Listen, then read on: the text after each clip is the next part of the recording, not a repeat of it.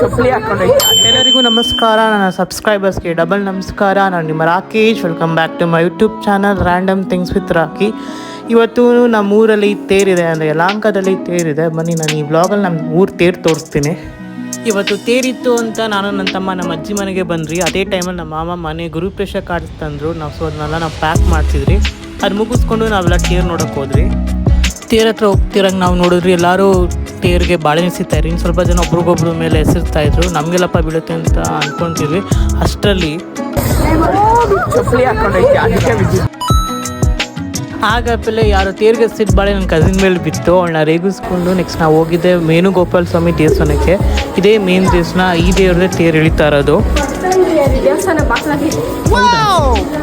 ಬರೋಷ್ಟರಲ್ಲಿ ದೇವಸ್ಥಾನ ಬಾಕ್ಲಾಗಿತ್ತು. ಸರಿ ಇನ್ನೇನು ಮಾಡೋದು ಅಂದ್ಬಿಟ್ಟು ಆಚೆಯಿಂದನೇ ಕೈ ಮುಕ್ಕೊಂಡು ಹೋದ್ರಿ. ಇವತ್ತು ಏಪ್ರಿಲ್ 12 ಎಲ್ಲರಿಗೂ ಗೊತ್ತಿರೋಂಗೆ ಇವತ್ತು ಬೆಂಗಳೂರು ಕರ್ಗ. ಸೊ ಪ್ರತಿ ವರ್ಷವೂ ಬೆಂಗಳೂರು ಕರ್ಗ ನಡೆಯೋ ದಿನವೇ ವೇಣುಗೋಪಾಲ ಸ್ವಾಮಿ ತೇರು ನಡೆಯುತ್ತೆ ಯಲಹಂಕದಲ್ಲಿ.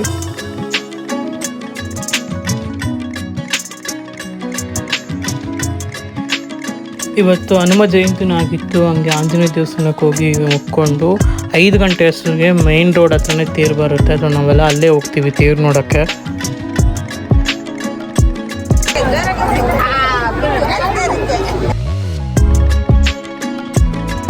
ತೇರುಗಳ ಬಾಳೆನೆಸ್ತು ನಾವು ತಿರ್ಗಾ ವೇಣುಗೋಪಾಲ ಸ್ವಾಮಿ ದೇವಸ್ಥಾನಕ್ಕೆ ಹೋದ್ವಿ. ಯಾಕಂದರೆ ನಾವು ಆಗಲೇ ದರ್ಶನ ಮಾಡೋದಿಲ್ಲ, ಲೇಟ್ ಆಗಿತ್ತು ಅಂತ.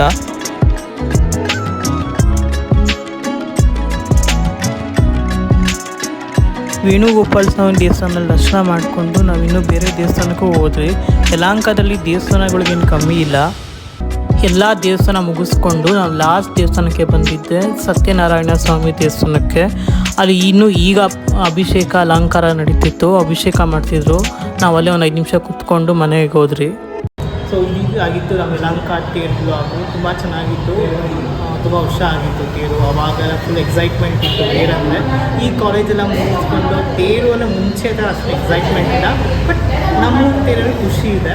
ಸೊ ನಾನು ಆದಷ್ಟು ಕವರ್ ಮಾಡಿದ್ದೀನಿ. ನೀವು ನೋಡ್ಬೋದು ಬ್ಲಾಗಲ್ಲಿ. Thank you.